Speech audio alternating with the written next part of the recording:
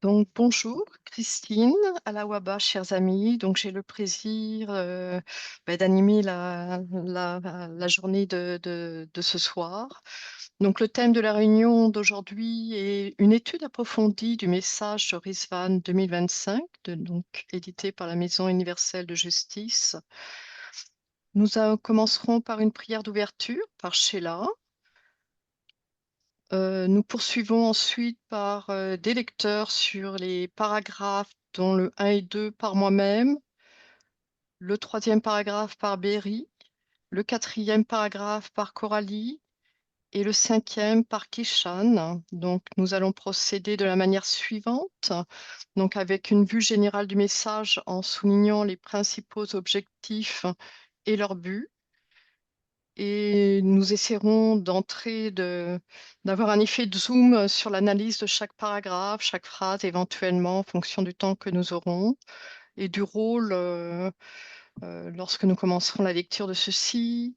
Nous en extrairons des idées principales et terminerons par des questions ouvertes, donc, dont nous avons reçu les questions récemment, je pense, et bon, l'objectif sera de revoir les thèmes importants du message et nous terminerons en indiquant comment nous pouvons appliquer et transmettre donc le fruit de ces réflexions sur l'étude du message dans nos communautés respectives. Et il y aura également une période de questions-réponses, donc mentionnées en avant, qui vont être soit nous répondons à l'instant T, soit nous répondons sur le lien en fonction du temps disponible restant. Voilà, je vous souhaite la bienvenue à tous et nous allons commencer et procéder à la lecture des paragraphes.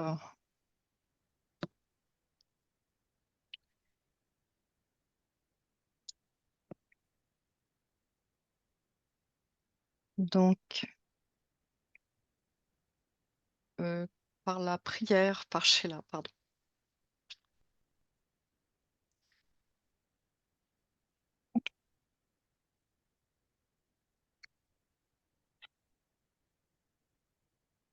Glorifié soit ton nom, ô Seigneur mon Dieu, par ton pouvoir qui contient toutes choses créées, par ta souveraineté qui transcende la création tout entière, et par ton Verbe scellé dans ta sagesse, par lequel tu créas les cieux et la terre. Je te supplie de nous permettre de rester constants dans notre amour pour toi, d'obéir fermement à ton bon plaisir, de fixer notre regard sur ta face et de célébrer ta gloire.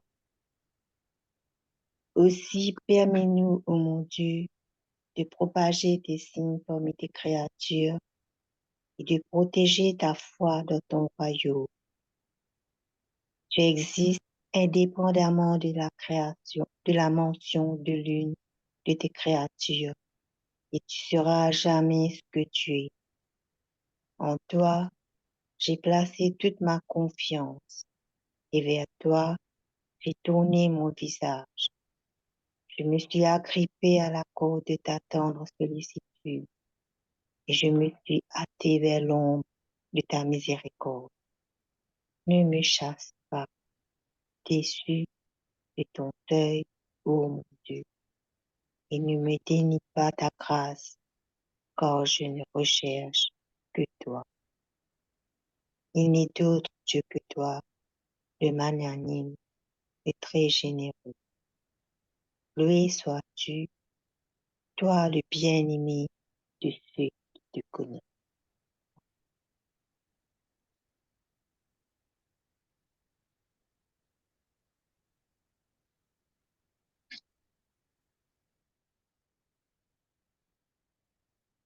Alors, chers amis, bienvenue à notre analyse approfondie du message de Rizvan 2025 de la Maison universelle de justice. On va commencer par une vue d'ensemble, puis en examinant chaque paragraphe individuellement. Nous passons maintenant au diapo 2. On va essayer d'avoir une vision globale de ce message.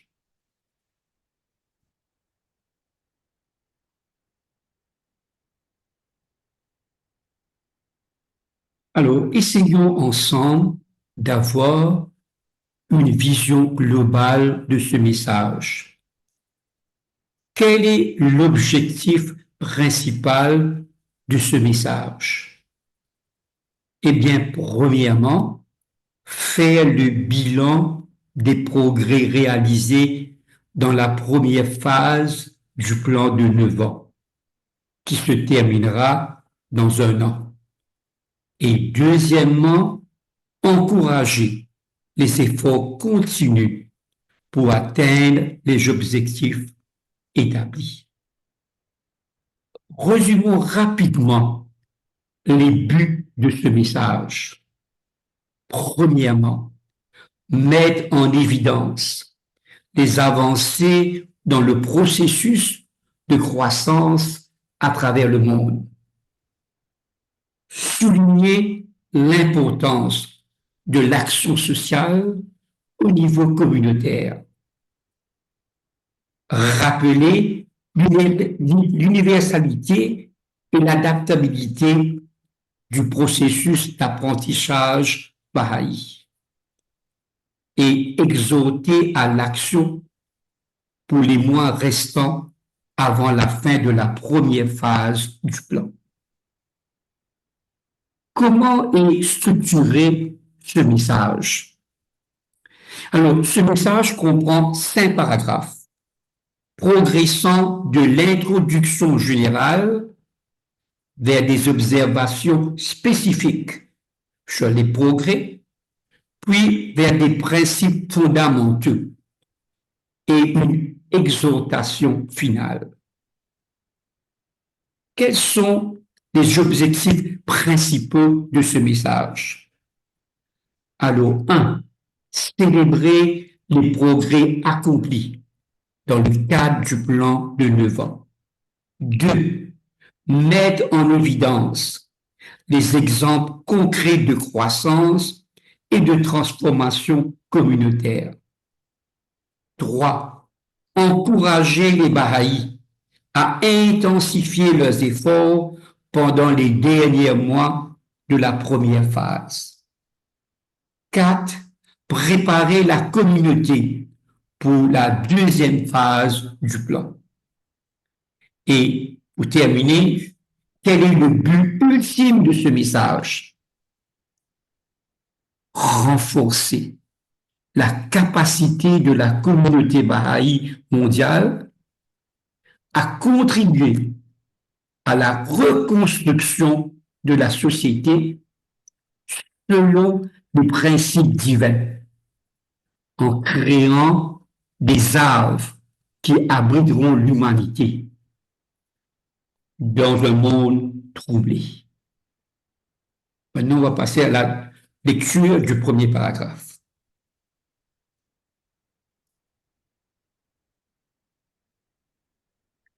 Alors qu'il ne reste plus qu'un an avant la fin de la première phase du plan de 9 ans, nous avons hâte de faire part des progrès réalisés.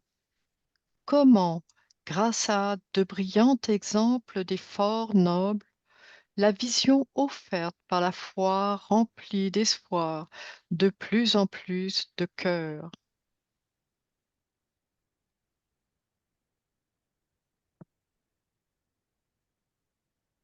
Alors, merci Christine pour la lecture de ce premier paragraphe. Alors, quel est le point focal de ce paragraphe? C'est un paragraphe très court, d'une ligne, mais beaucoup de signification. Alors, le point focal, ce paragraphe rappelle premièrement l'imminence de la fin de la première phase du plan de 9 ans. Et deuxièmement, l'espoir que génère la foi. Et quelles sont les idées maîtresses de ce paragraphe? Il y en a 3. Premièrement, il reste moins d'un an avant la fin de la première phase du plan de 9 ans. Et deuxièmement, la vision offerte par la foi remplit de plus en plus de cœurs d'espoir. Et troisièmement, les efforts nobles des Bahaïs produisent des résultats remarquables. Maintenant, on va passer maintenant à la question de ce paragraphe. Et c'est là maintenant qu'on voudrait que vous partagez vos opinions, vos idées sur cette question concernant le premier paragraphe. La question est la suivante. Comment la vision Baha'i parvient-elle à remplir d'espoir un nombre croissant de personnes dans un monde confronté à tant de défis? Je répète la question. Comment la vision Baha'i parvient-elle à remplir d'espoir un nombre croissant de personnes dans un monde confronté à tant de défis? La parole est à vous. On vous écoute.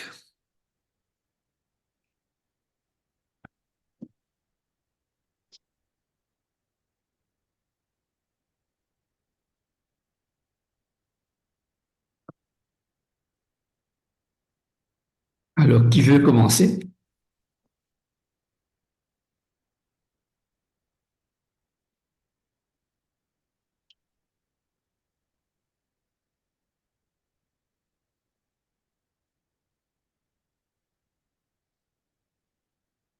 Je répète la question.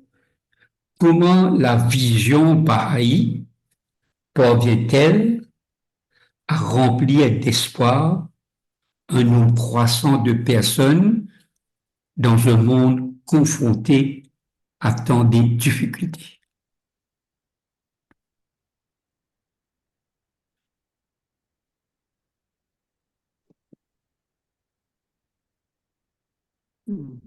Peut-être une idée, une observation, c'est justement en découvrant les explications de l'évolution de l'humanité, euh, cette explication cohérente qui donc permet de d'effacer dans nos cœurs les rancunes et les injustices qui se sont passées dans le passé. Ça, c'est peut-être une première idée. Très bonne idée. Merci, Karim. Alors, quelqu'un d'autre peut partager? Comment cette vision Baha'i est un espoir pour l'humanité? Je peux. Bien sûr. Je pense que les enseignements Baha'i, la vision Baha'i a un côté rassurant parce que on apprend que c'est un processus et qu'on est déjà dedans et que tout ce qui arrive pour une bonne raison, que c'est une succession de crises et victoires et qu'on a des moyens pour que des choses changent en fait. On n'est pas passif.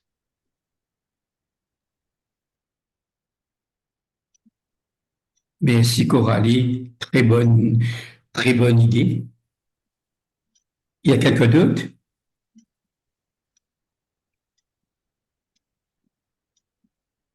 Moi, je pense à la persévérance des amis et les efforts déployés pour, pour,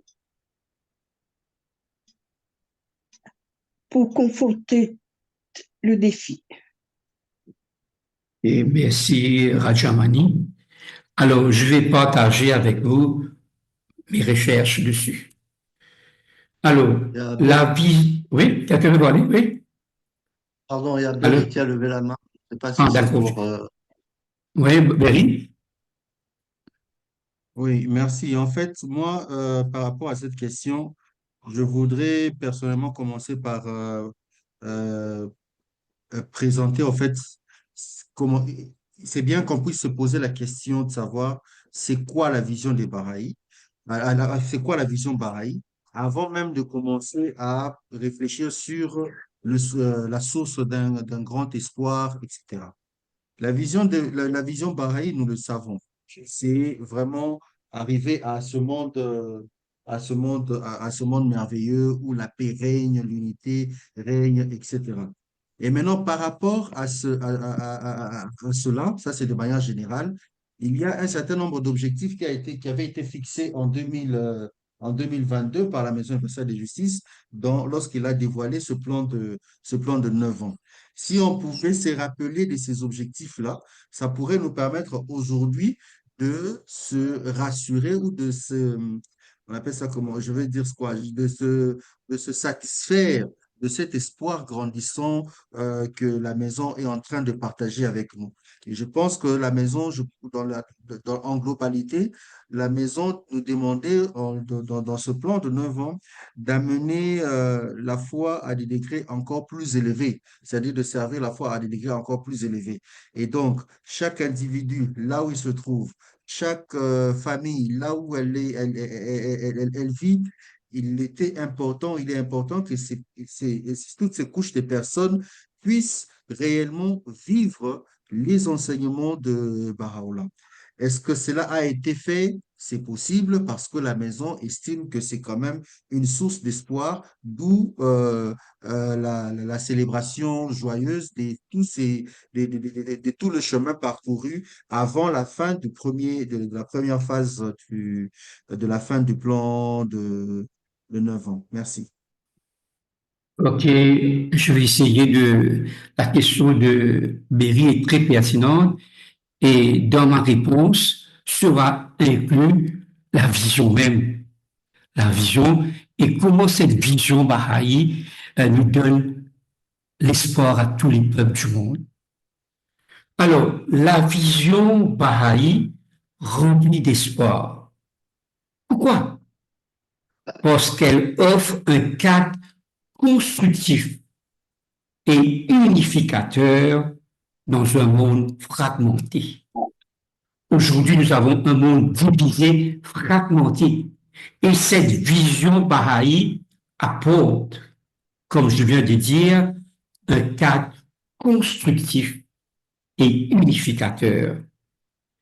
Vous savez, la vision Baha'i ne se contente pas de critiquer les problèmes actuels, mais propose des solutions pratiques basées sur des principes spirituels.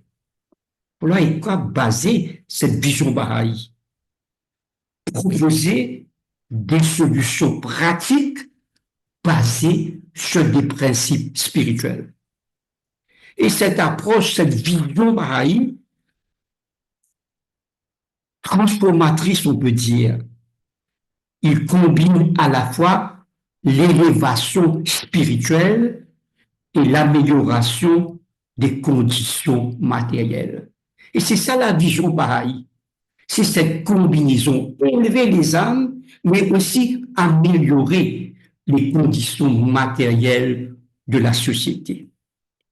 Et elle montre que notre mode de vie est possible. C'est ça la vision Baha'i.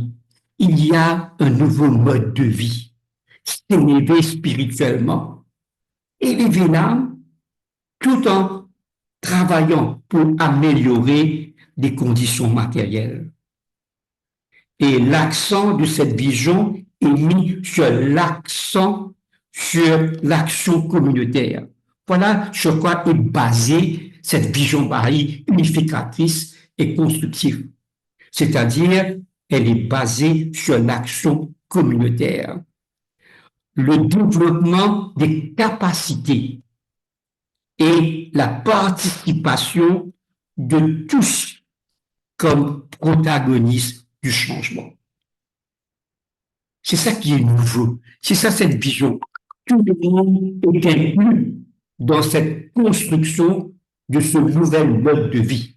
Chacun en apportant ses capacités, et tout le monde devient un protagoniste du changement. Tout le monde devient, comme dirait en anglais, a society builder. On est en train de devenir de constructeurs de société. Et il crée des exemples concrets d'espoir en action. C'est ça la vision Baha'i. Il n'y a pas que des mots, c'est suivi par des actions contrastant avec le désespoir ambiant. Voilà pourquoi aujourd'hui, cette vision Baha'i donne beaucoup d'espoir d'un monde qui sera transformé, où les gens vivront en tant que frères, en tant que peuple d'un seul pays, tout en travaillant pour améliorer les conditions matérielles. Maintenant, on va écouter la lecture du deuxième paragraphe qui sera toujours lu par Christine. Le processus de croissance continue de progresser.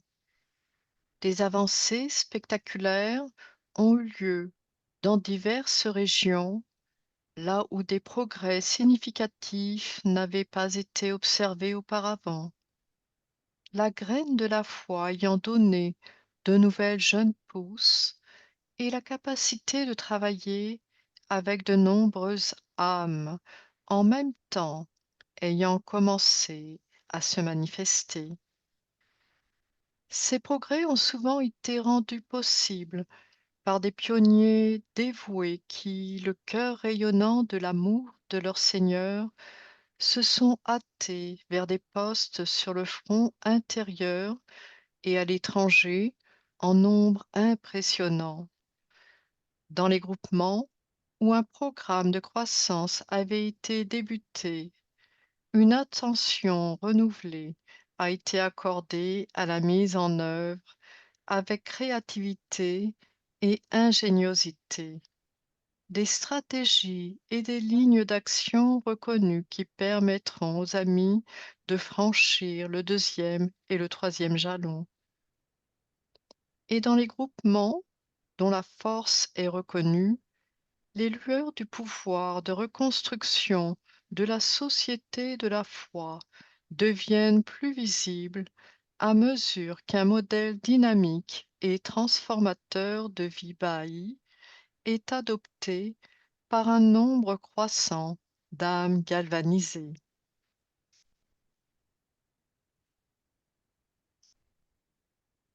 Alors, merci Christine pour cette belle lecture du deuxième paragraphe. Alors, le paragraphe 2 peut avoir comme titre Progrès du processus de croissance. Et bien sûr, on va commencer par quel est le point focal du deuxième paragraphe. Eh bien, dans ce deuxième paragraphe, la Maison universelle de justice nous signale les avancées observées dans le processus de croissance à travers différentes régions du monde. Dans ce paragraphe, il y a 5 idées maîtresses.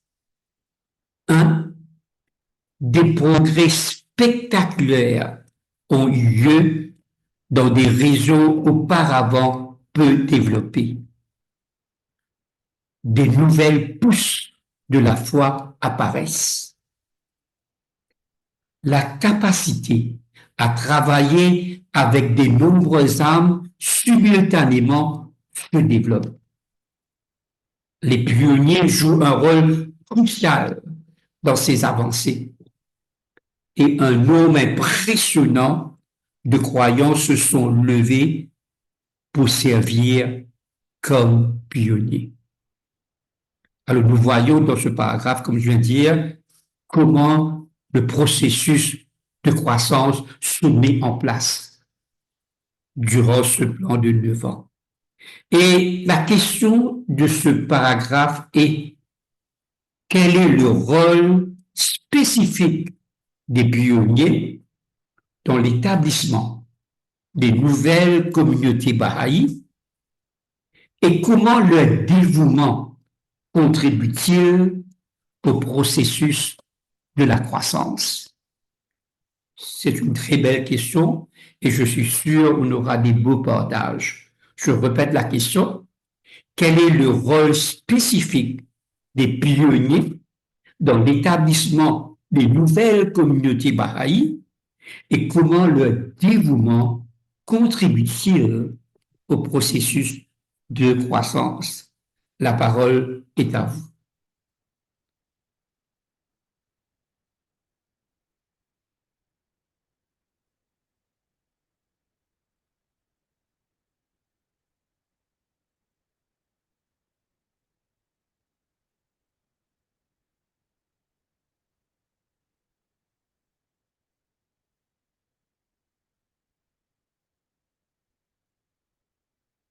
Allez-y pour la première intervention.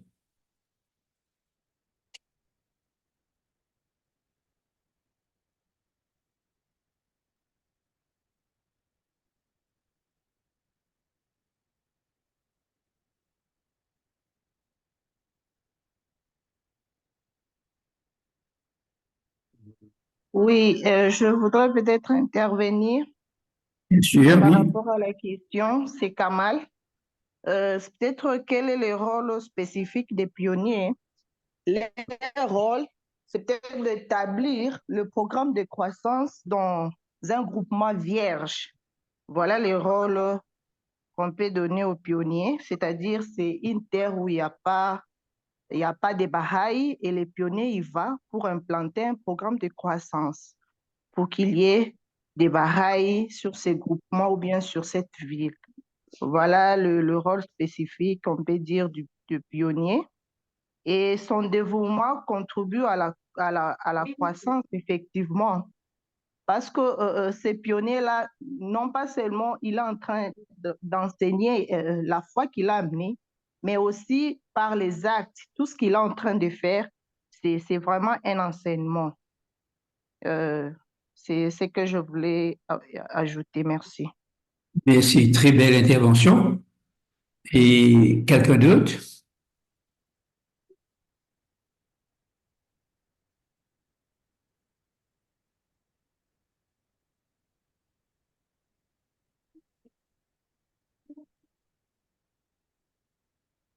Vous pouvez intervenir directement, hein, pas besoin de lever la main directement, vous pouvez prendre la parole pendant cette session.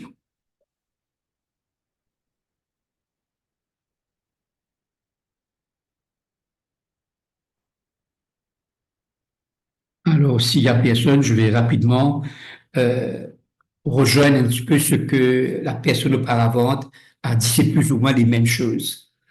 Alors, les pionniers jouent un rôle fondamental comme catalyseur du développement communautaire. Ils sont animés par l'amour de Baha'u'llah et ils apportent non seulement les enseignements de la foi dans des régions nouvelles, comme l'a si bien dit notre ami, mais aussi l'expérience pratique des activités de base et du processus d'apprentissage.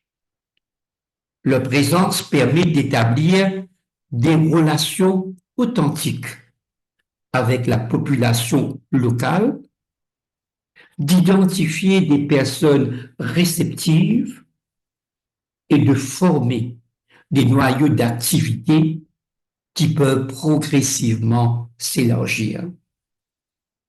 Le message souligne que c'est grâce au dévouement de ces pionniers que des avancées spectaculaires ont pu avoir lieu dans des régions où la foi était peu développée auparavant.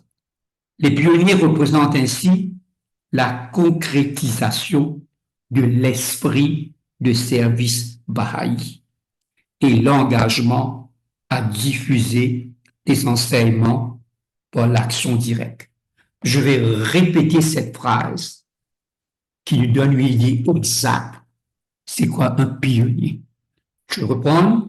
Les pionniers représentent ainsi la concrétisation de l'esprit de service Baha'i et l'engagement à diffuser les enseignements par l'action directe.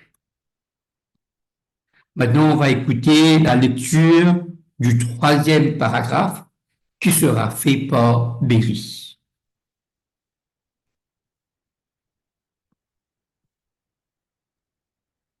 Entre-temps, l'engagement à la base de la société a fait des remarquables progrès.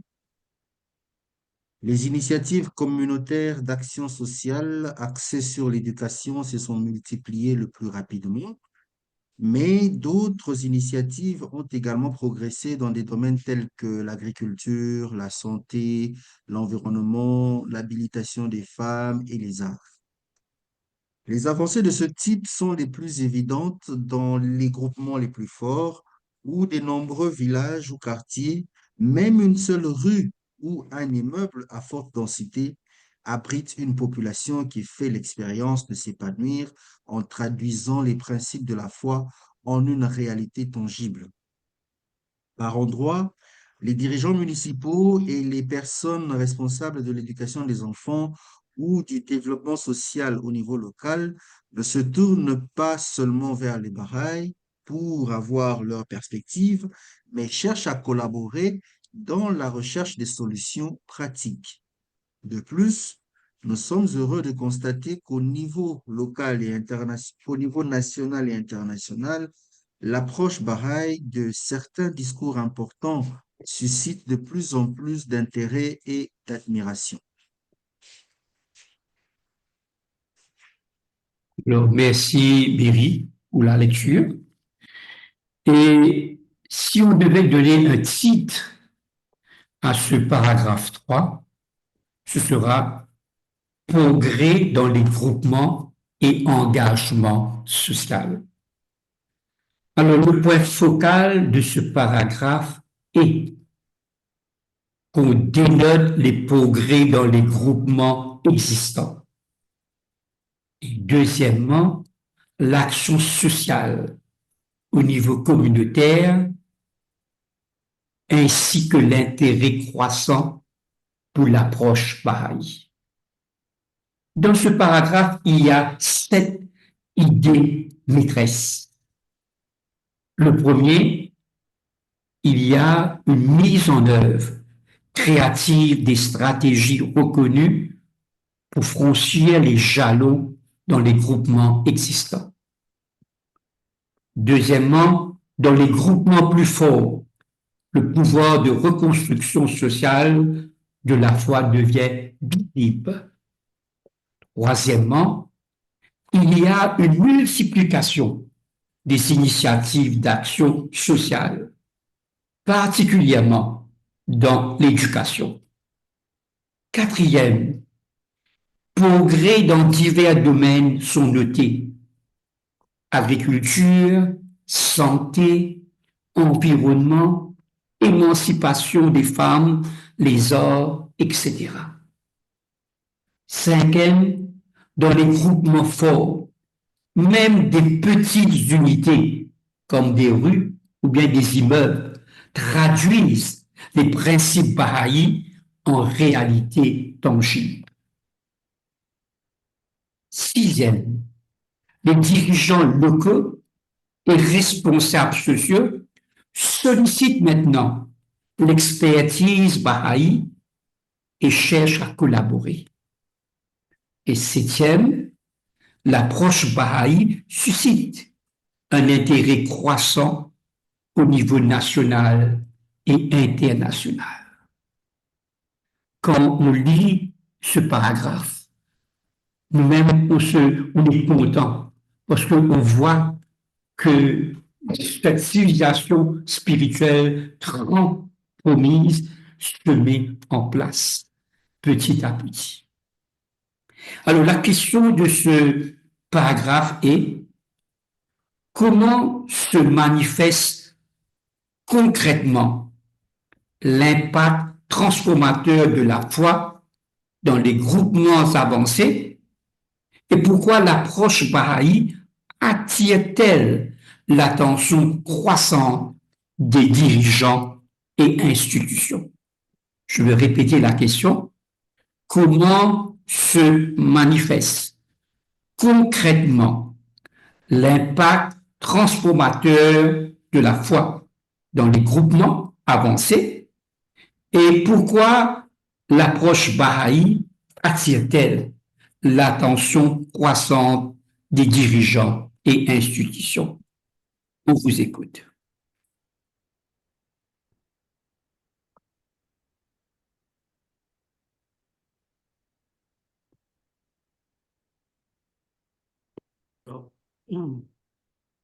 On peut dire, par exemple, qu'un des principes qui est mis en pratique et qui est l'égalité des droits de l'homme et de la femme, je sais pas, il y a quelqu'un qui parle en même temps. Donc, la mise en pratique du principe de l'égalité des droits de la femme et de l'homme dans la communauté est visible et a un impact évidemment dans l'épanouissement de cette communauté. Et pourquoi l'approche Baha'i attire-t-elle l'attention croissante des dirigeants et des institutions? Eh bien, parce que ça marche. Des communautés qui sont unifiées, qui vivent l'unité, se distinguent du reste de la société, évidemment. Et ça intéresse les dirigeants. Merci, Karim. Quelqu'un d'autre?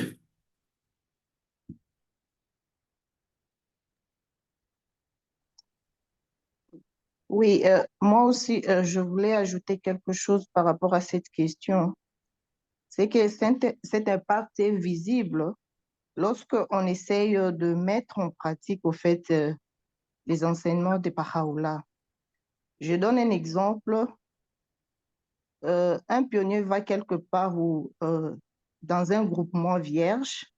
C'est une expérience que peut-être je peux partager par rapport à notre région.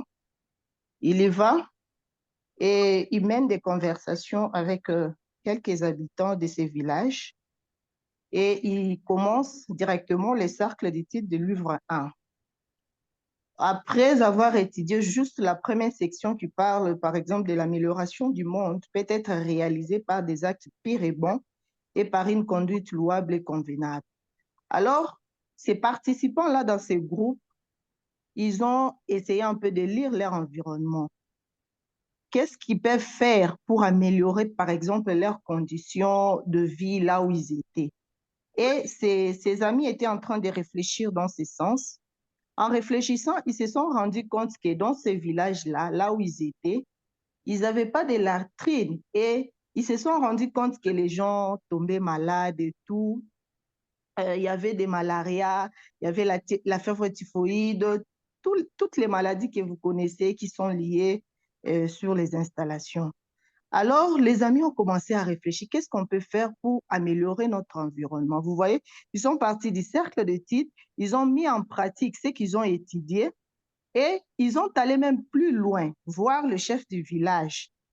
Donc, on parle là, les autorités qui s'en prennent maintenant de nos activités. Ils ont vu le chef de village, ils ont parlé de leur projet au chef de village. Et c'est comme ça que les autorités administratives les ont encouragés de continuer avec les projets. Alors, qu'est-ce qu'ils ont fait? Ils ont essayé de sensibiliser la population par rapport à leur environnement. Et vous voyez comment les activités ou bien un cercle d'études vient naître l'action sociale, il y a le discours là-dedans et c'est comme ça que nous allons voir l'impact de la transformation de ce que nous sommes en train d'enseigner. Donc, c'est mettre en pratique les enseignements de Baha'u'llah. Et mettre en pratique les enseignements de Baha'u'llah, c'est aussi l'action sociale, c'est les discours, c'est d'aller avec les 3 domaines d'enseignement.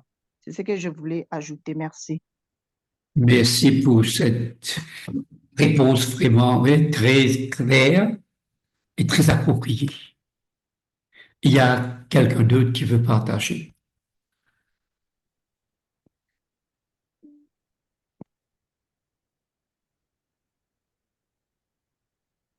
Effectivement, moi aussi, je voulais aller dans le même sens que Madame Kamal Kitoko, qui est pratiquement, elle vit, je crois, à 300 kilomètres de Lubumbashi, au sud-est de la RDC.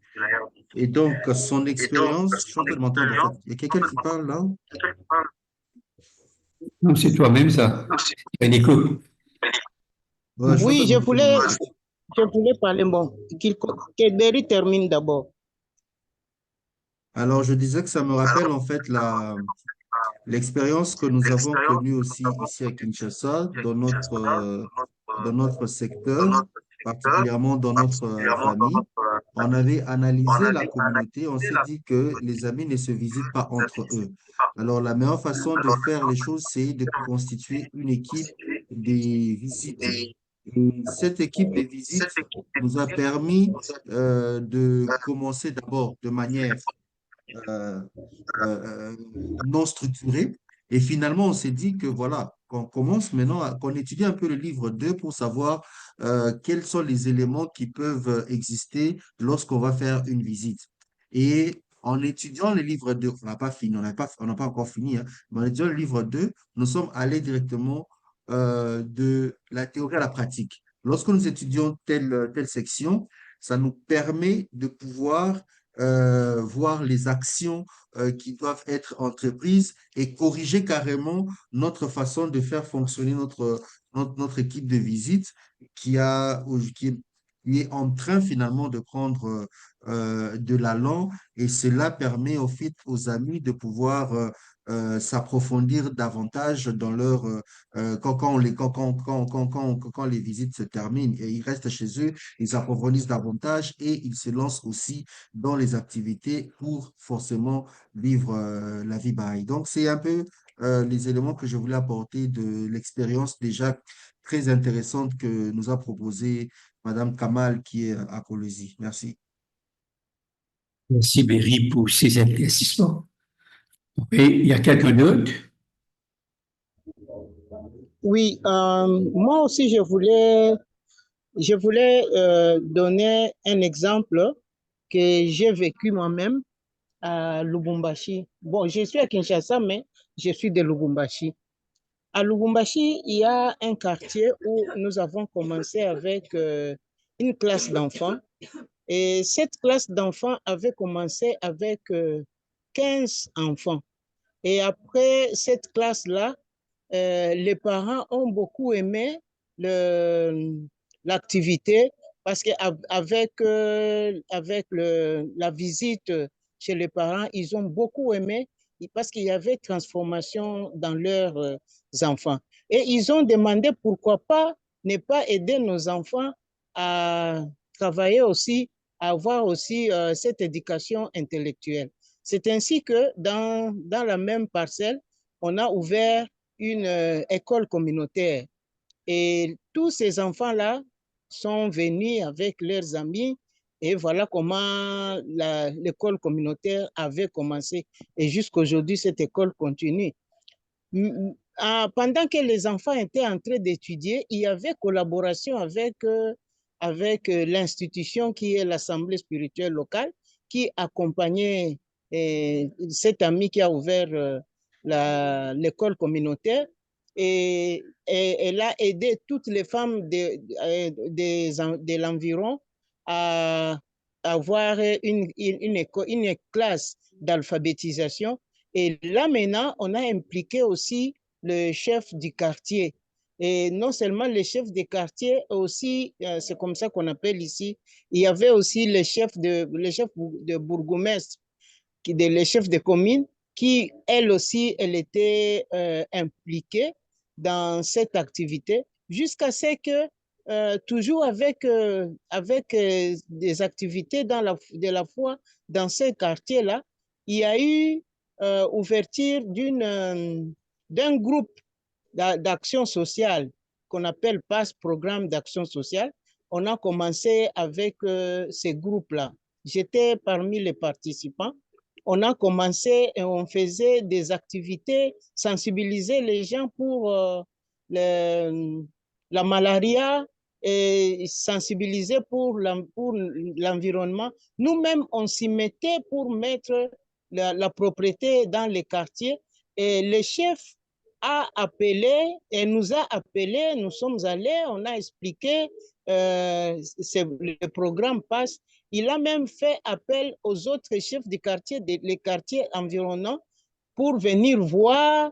Et nous avons fait une réunion avec eux pour que ce que nous sommes en train de faire dans les quartiers puisse se faire dans les autres quartiers environnants. Et voilà comment, avec l'Assemblée spirituelle locale et les chefs du quartier et les bourgmestres, nous ont vraiment beaucoup aidés dans les activités-là. Et c'était vraiment, le coin-là est devenu vraiment brillant par rapport aux activités Baha'i. Merci beaucoup.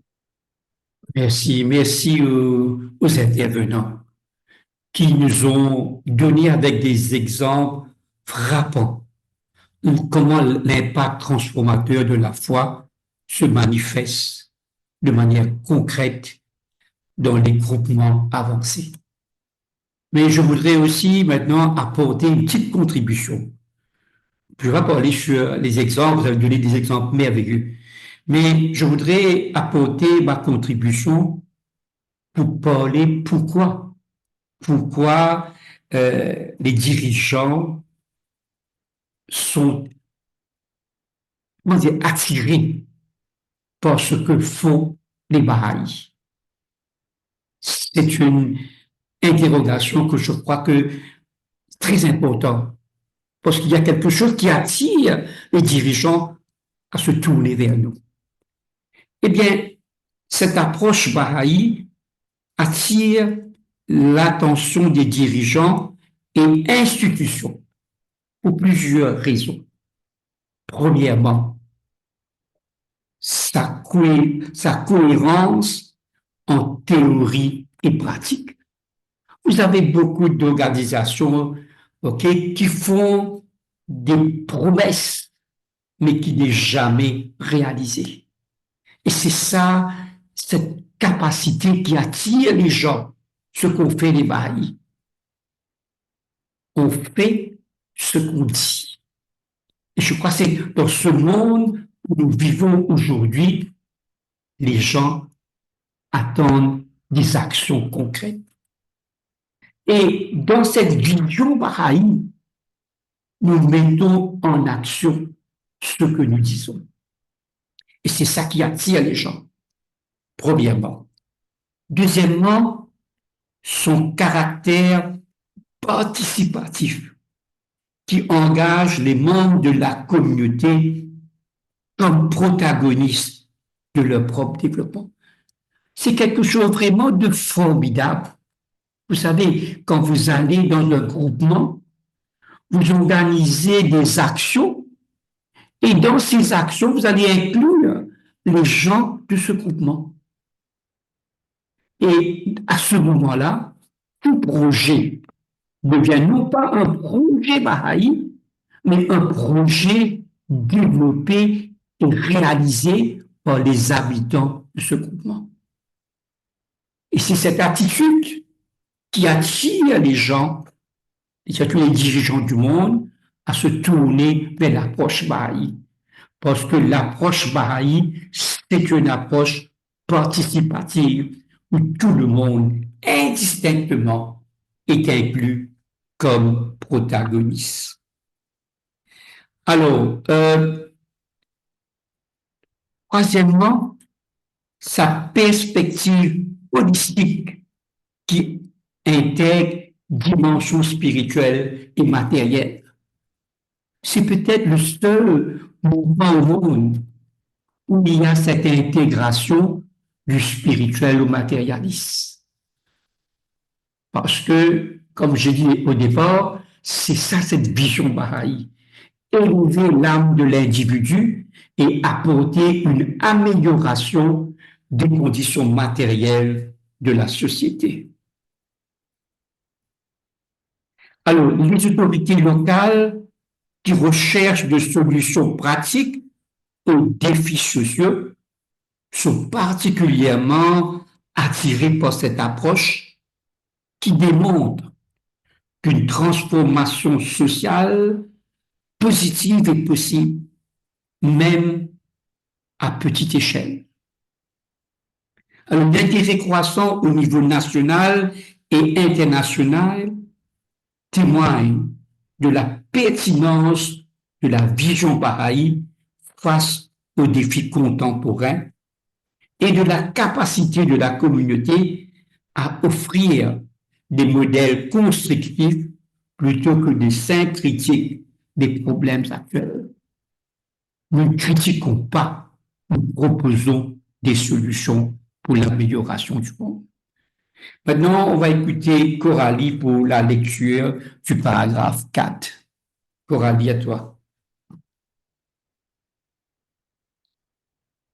Le plan de 9 ans repose sur un processus d'apprentissage vaste et mondial qui est aussi efficace dans les montagnes de Bolivie que dans les banlieues de Sydney. Le processus d'apprentissage a donné naissance à des stratégies et à des actions adaptables à tous les contextes. Il est systématique, il est organique, il est universel. Il crée des liens qui fleurissent en des relations dynamiques entre les familles, entre les voisins, entre les jeunes et entre tous ceux qui sont prêts à être les protagonistes de cette glorieuse entreprise. Il fait émerger des communautés qui débordent de potentiel. Il permet la réalisation d'aspirations élevées partagées par des peuples qui avaient été séparés par la géographie, la langue, la culture ou le conditionnement, mais qui ont maintenant entendu et répondu à l'appel universel de Baha'u'llah, à s'évertuer sans relâche à améliorer la vie de leurs prochains. Et il se fie entièrement au pouvoir revigorant de la parole de Dieu, cette force unifiante, l'élément moteur des âmes, le liant et le régulateur du monde de l'humanité, et sur l'action soutenue qu'elle inspire. Merci Coralie pour la lecture du paragraphe 4. Alors, ce paragraphe 4, on pourra donner le titre de processus d'apprentissage mondial. Alors, le point focal de ce paragraphe est les caractéristiques et les effets du processus d'apprentissage mondial qui sous-tend le plan de 9 ans. Et les idées maîtresses de ce 4e paragraphe sont: le processus d'apprentissage est efficace dans tous les contextes, des montagnes boliviennes aux banlieues australiennes. Le plan de 9 ans génère des stratégies adaptables à toutes les situations. Il est à la fois systématique, organique et universel. Il crée des relations dynamiques entre familles, voisins et jeunes. Il fait émerger des communautés pleines de potentiel. Il permet de réaliser des aspirations élevées partagées par des peuples divers. Et il s'appuie sur le pouvoir unificateur de la parole de Dieu. La question pour ce paragraphe est: comment le processus d'apprentissage bahaï parvient-il à être à la fois systématique et organique, et pourquoi cette double caractéristique est-elle essentielle à son efficacité universelle?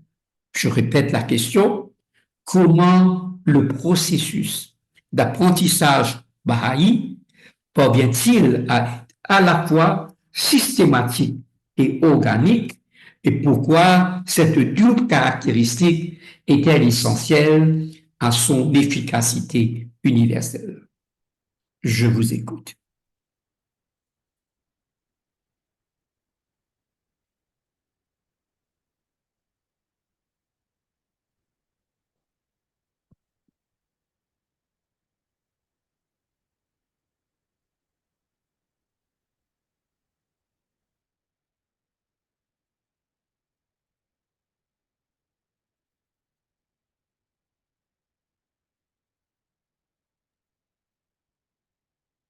Euh, je me Oui, lance. bien sûr, avec plaisir, je vous écoute. Allez-y. Alors, comment le processus d'apprentissage Baha'i parvient-il à être à la fois systématique et organique? Euh, une des choses qui a caractérisé le mouvement Baha'i, c'est euh,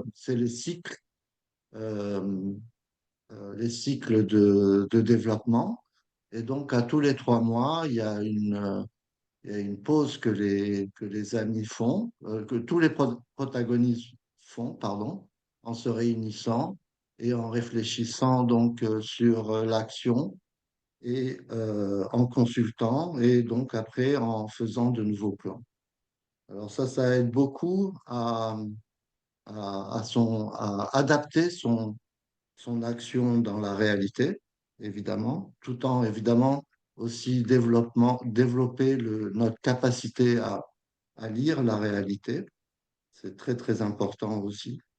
Alors, dans un esprit toujours d'apprentissage, c'est-à-dire en fait que tout le monde apprend, tous les protagonistes sont dans une attitude d'apprentissage. Organique, alors ça c'est ma compréhension. Le phénomène organique veut dire que chacun a son rythme et que ça peut pas être forcé. Donc, comprenant cela, les amis ont beaucoup de patience, acceptent les erreurs, non pas en se disputant, mais avec beaucoup de compassion et en se tournant évidemment toujours en s'encourageant, je veux dire, mutuellement pour avancer. Et pourquoi cette double caractéristique est-elle essentielle à son efficacité universelle? Elle est essentielle parce que on est tous des petits-enfants qui apprenons et pouvons faire des erreurs et ne devons pas être, comme ça se fait dans la société, euh, tout le temps en conflit à cause justement de nos faiblesses. Et donc, c'est un environnement très positif, très dynamique, où tout le monde se sent en sécurité et encouragé à avancer. Merci. Merci pour ta réponse lumineuse, Karim. Ouais, quelqu'un d'autre?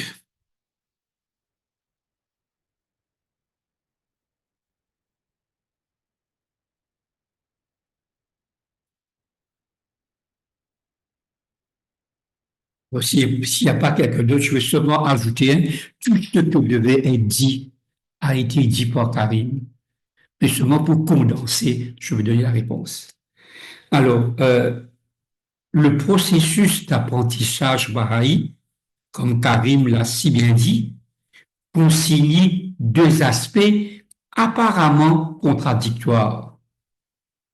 Alors, le processus d'apprentissage est systématique, comme Karim l'a si bien dit, par sa structure claire, ses outils méthodiques et ses sites d'action, réflexion bien définis. Exactement comme Karim l'a dit. Et comme Karim l'a aussi bien dit, il est organique par sa flexibilité, sa sensibilité au contexte et sa capacité à s'adapter aux réalités locales. Alors cette double nature permet de maintenir une cohérence globale tout en valorisant la diversité des expressions. le côté systématique fournit un cadre commun qui facilite le partage d'expériences en différentes communautés et régions, créant ainsi une banque mondiale de connaissances. Le côté organique permet l'adaptation culturelle, respecte les rites de croissance naturelle et encourage l'innovation. Et c'est cette combinaison est essentielle car elle évite à la fois la rigidité d'une approche purement systématique qui risquerait d'être imposée artificiellement et l'inefficacité d'une approche purement organique qui pourrait manquer de direction. Alors c'est grâce à cette double caractéristique que le processus d'apprentissage peut être véritablement universel, parlant à la diversité de l'humanité tout en l'unissant dans une entreprise commune. Et je crois que cette partie, cette question est très importante pour bien comprendre que, bien sûr, il y a ce côté systématique des cycles où on suit, on a des expériences d'autres pays, mais il y a aussi cette côté organique où on essaye d'adapter d'après notre culture, d'après notre pays. Et c'est ça qui fait cette vision, cet apprentissage devenir quelque chose d'universel. Alors maintenant, je vais inviter Kishan à lire le paragraphe 5. Dans la pénombre d'un ciel d'orage, combien éclatante est la lumière qui émane de vos efforts dévoués. Alors même, fait rage dans le monde, les arbres qui abriteront l'humanité sont en train d'être construits dans des pays, des régions et les groupements. Mais il y a beaucoup à faire.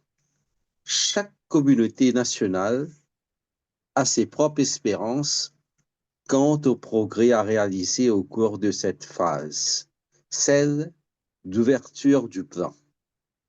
Le temps passe. Amis bien-aimés, promoteurs des enseignements divins, champions de la beauté bénie, vos efforts sont requis maintenant. Chaque progrès réalisé au cours des mois fugaces qui nous séparent du prochain arrivant permettra à la communauté du plus grand nombre d'être mieux équipée pour ce qu'elle doit accomplir au cours de la seconde phase. Puisse le succès vous être accordé. Pour cela, nous supplions les seigneurs souverains. Pour cela, nous implorons son aide indéfectible. Pour cela, nous adjurons d'envoyer des anges favoris pour assister chacun d'entre vous. Alors, merci, Kishan, pour la lecture. Et là, vous avez vu comment la maison nous prépare. Il nous donne l'espoir que ce monde que nous construisons est là. Mais dans le dernier paragraphe, il nous demande une chose, c'est l'appel à l'action.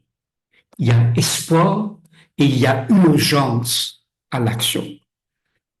Alors, quel est le point focal de ce cinquième et dernier paragraphe? C'est un encouragement final. Et comme j'ai dit au départ, un appel urgent à l'action pour les derniers mois de la première phase du plan. Et je crois que c'est ça qui doit tenir dans notre conscience, c'est que la maison fait un appel urgent à l'action. pour ces quelques mois qui restent pour qu'on termine cette première phase du plan. Alors, quelles sont les idées maîtresses de ce paragraphe? Alors, la maison nous dit, les efforts des Bahaïs brillent comme une lumière dans l'obscurité. Que c'est beau. Les arbres pour l'humanité sont en construction malgré les troupes, mon Dieu.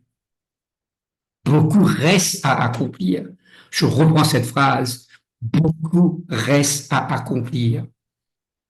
Chaque communauté nationale a ses propres objectifs. Ce point est très important. Le temps presse. Il y a deux choses. Beaucoup reste à accomplir et maintenant le temps presse. Chaque progrès réalisé avant le prochain ruban préparera mieux la communauté pour la seconde phase. Il y a cette deuxième phase qui va venir. Et la maison universelle de justice prie pour le succès de tous les efforts. Alors, c'est important, ce dernier paragraphe, cette conclusion, qu'il y a un appel urgent à tous les Baha'is du monde de s'engager de tout son aide, de toute son énergie, de son dévouement, de toute son abnégation pour qu'on puisse réaliser tous les objectifs que les communautés nationales ont placés comme objectifs pour le pays. Alors, la question, bien sûr, est face à l'urgence exprimée par ce paragraphe final. Comment les communautés bahaïs peuvent-elles intensifier leurs efforts de manière équilibrée sans tomber dans la précipitation ou l'épuisement? Très bonne question. Je reprends la question. Face à l'urgence exprimée dans ce paragraphe final, comment les communautés bahaïs peuvent-elles intensifier leurs efforts de manière équilibrée sans tomber dans la précipitation ou l'épuisement? Je vous écoute.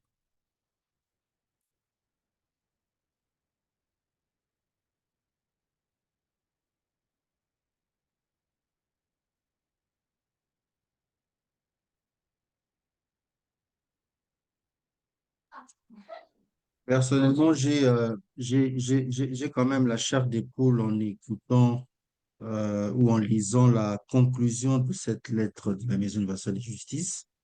Et pour essayer de répondre à cette question, je dirais que l'appel est urgent. La maison nous demande de travailler ou de nous lever en toute urgence.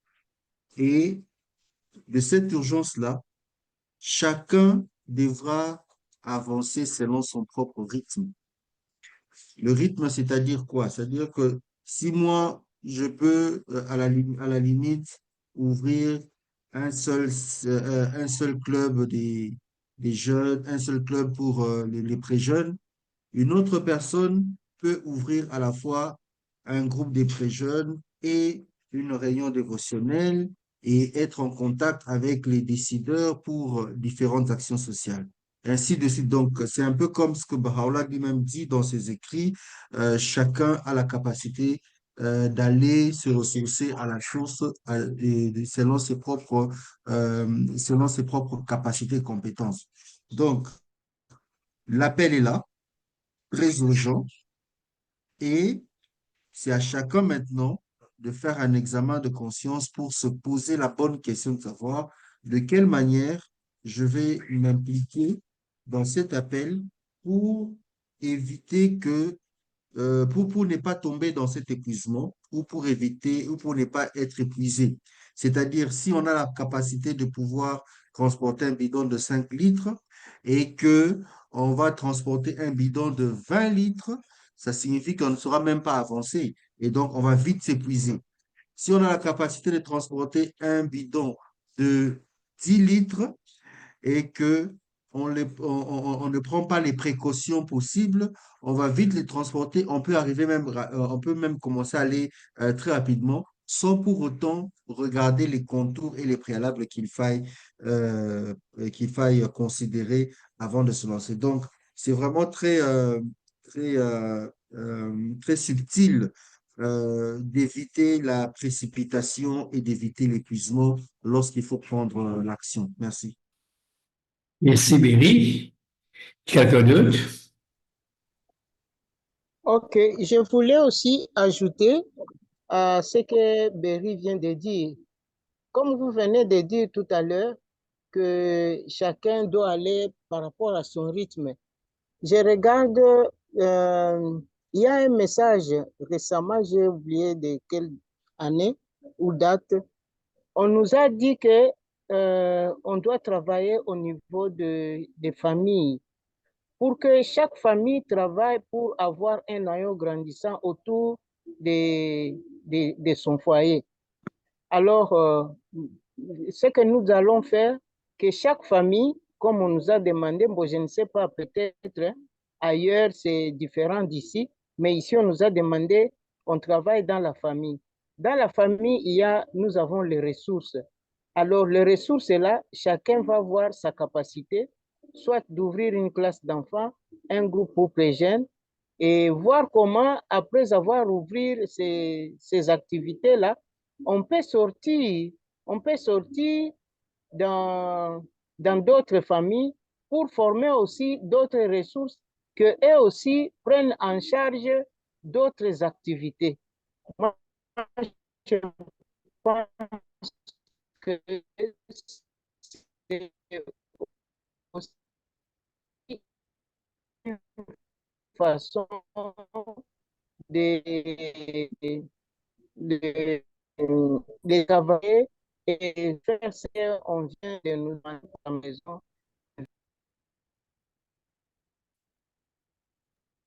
C'est simple. On n'a pas pu bien, c'est pas grave. Je OK. voulais ajouter quelque chose, peut-être. Oui, bien sûr, allez-y. Oui, je voulais aussi ajouter peut-être un petit élément aussi. Pour ne pas se sentir épuisé, nous devons juste comprendre que on est en train de nous équiper. Au fait, on est en train juste de nous équiper. Ces efforts qu'on est en train de nous demander, c'est de nous équiper. Donc, c'est pour prendre tout ce qu'il faut, tout ce qu'on aura besoin pour le prochain plan. Donc, si on a ça en tête, moi, je pense que on va voir là où, comme vous avez parlé des actions, réflexions, on va voir là où on n'a pas bien fait, on va mieux faire pour préparer les prochains plans. C'est un élément que je voulais ajouter. Et merci. Alors, rapidement, je vais essayer de partager sur cette question, je crois, très importante. Parce que d'abord, on nous demande d'intensifier nos efforts, mais de manière équilibrée. Comment faire pour intensifier les efforts des amis Baha'i, mais de manière équilibrée? Alors, les communautés Baha'i devraient adopter une approche à plusieurs dimensions. D'abord, ça c'est très important. D'abord, procéder à une évaluation réaliste de leurs forces et ressources actuelles.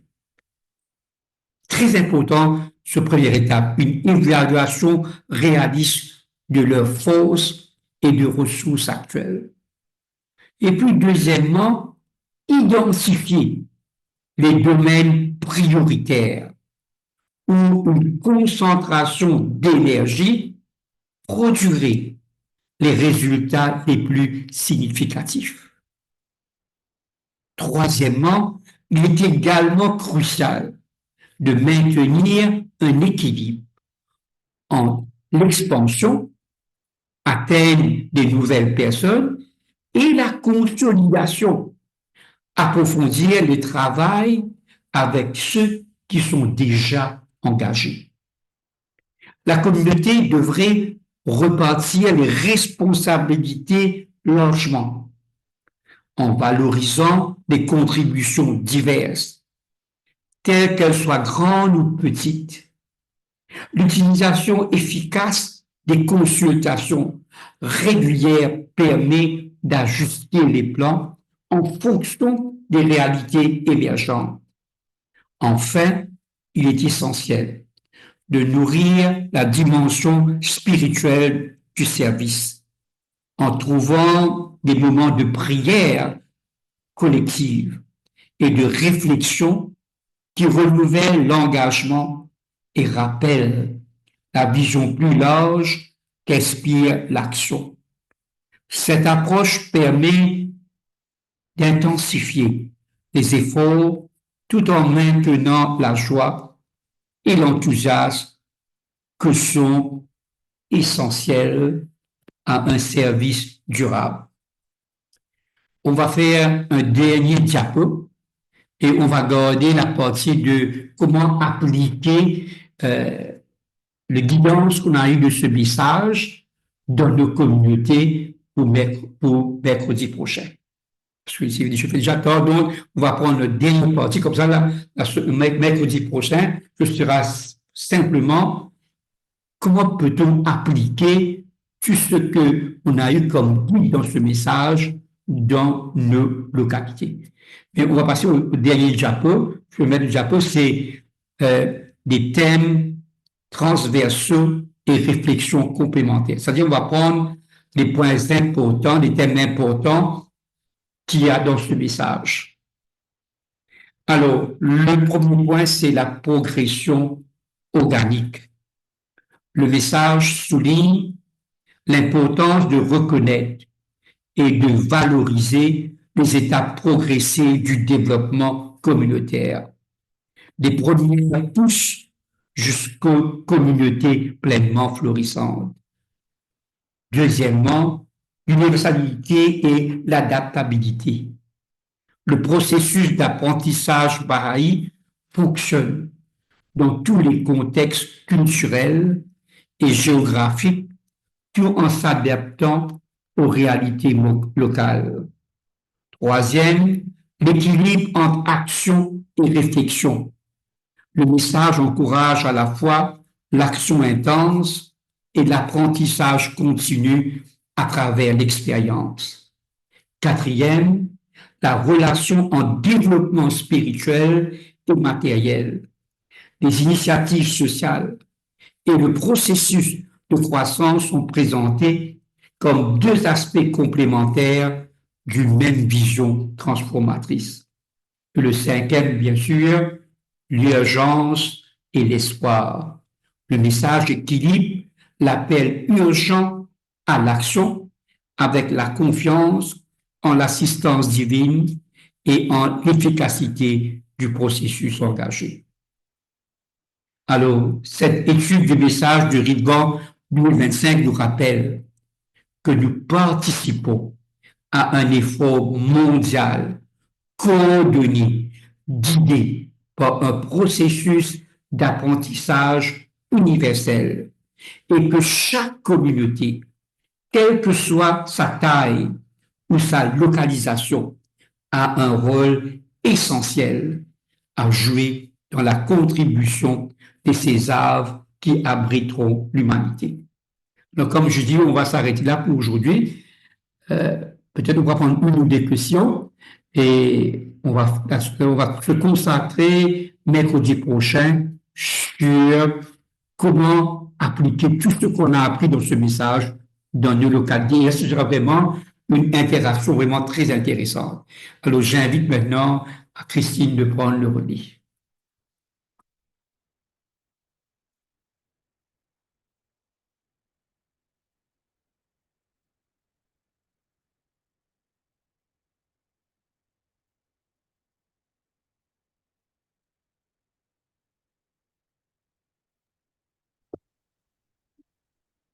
Je vous remercie pour vos interventions.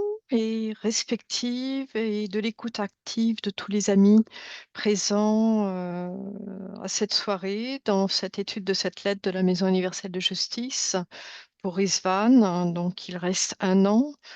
Et nous aspirons, nous verrons, nous avons vu déjà cette première partie et dans la seconde partie, donc David vient nous en faire la synthèse sur les réflexions à venir. Donc 1 semaine pour celle-ci. Et donc que fleurissent des relations dynamiques auprès de vos familles, vos voisins, amis, et que les actions soient unifiées et répondent aux besoins de ce monde et que génèrent de nouvelles, comment dirais-je, des refuges spirituels pour l'humanité, pardon, que les jeunes pousses soient florissantes dans cette dernière année à venir, jusqu'à l'année prochaine, et de pouvoir apprécier la suite des travaux transversaux que nous propose David dans cette étude de la semaine prochaine. Je vous souhaite une agréable soirée à tous à la WABA.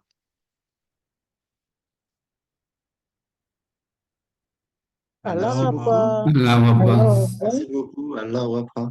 Allah Merci. Akbar. Au revoir tout le monde. Au revoir. Voilà.